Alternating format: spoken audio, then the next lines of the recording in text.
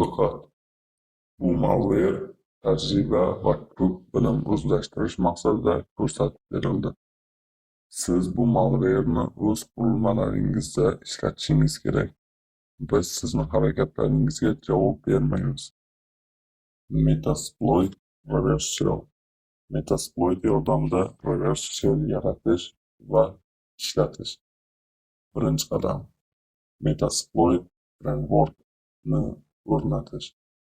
Kali Linuxda Metasploitni o'rnatish. Avvalo Metasploit Kali Linuxda o'zi o'rnatilgan bo'ladi. Uni tekshirish uchun shu buyruqni ishga tushirasiz. Agar o'rnatilmagan bo'lsa, mana bu kod sizga kerak bo'ladi. Metasploitni yangilash. Ba'zi Metasploitlar eski bo'lib qolgan bo'ladi va yangi versiyalar hali update qilinmagan bo'ladi. Metasploitni yangilash uchun sudo apt update, sudo apt get install Metasploit framework yoki GitHubdan yangi versiyasini yuklab olsangiz bo'ladi. Reverse shell exe faylni yaratish. Birinchi bo'lim. MSF Venom bilan exe faylni yaratish. MSF Venom yordamida shifrlangan reverse shell exe fayl yaratamiz.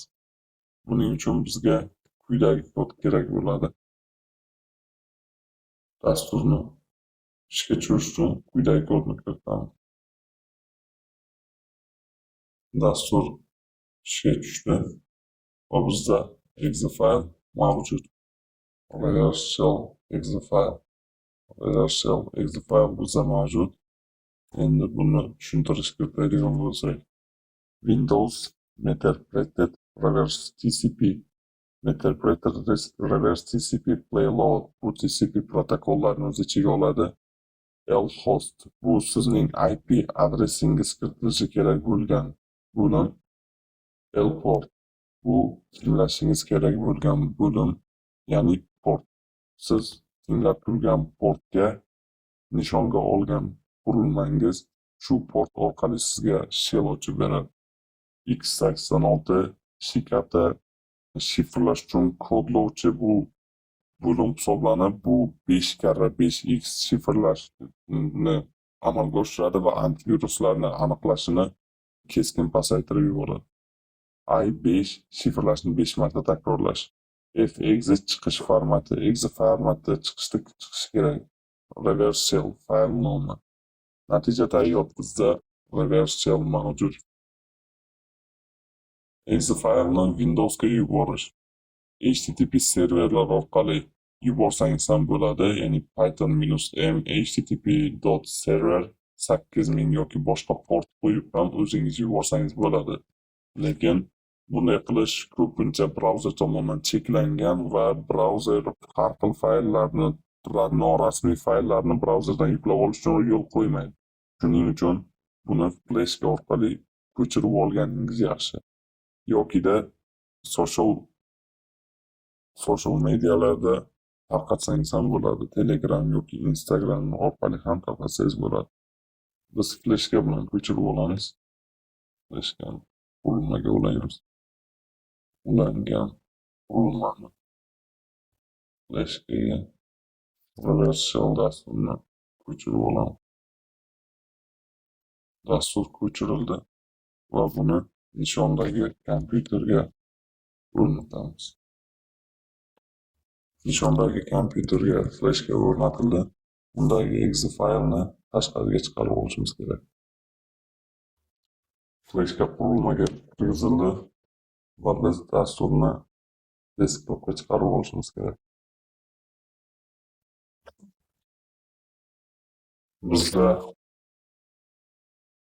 Bizda dastur fleshka orqali ikkinchi kompyuterga ko'chirib o'tkazildi. Endi bu shellni ishga tushirish uchun hujum qilayotgan kompyuterdan portlarni listening qilib turishimiz kerak. Bu yerdan portlarni listening qilib turish uchun MSF konsol orqali dasturni ochib olishimiz kerak. Ya'ni biz boshda yuklab olgan dasturimizni endi ishga tushiramiz. Dastur ishga tushadi. Server started bo'lgandan keyin success xabar chiqishi kerak. Va bu yerda bizga konsol ochib beradi o'zimiz uchun alohida. Bu yerga biz ko'rsatilgan kodlarni kiritishimiz kerak. Dastur shell ochildi. Bu yerga endi kodlarni kirib chiqamiz.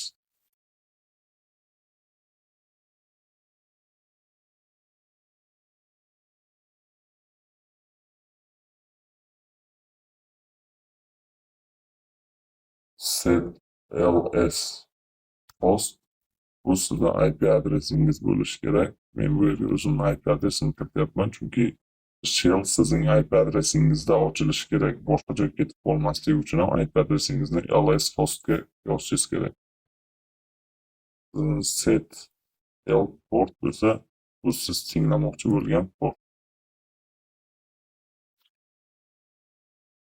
Exploit dasturni ishga tushiramiz.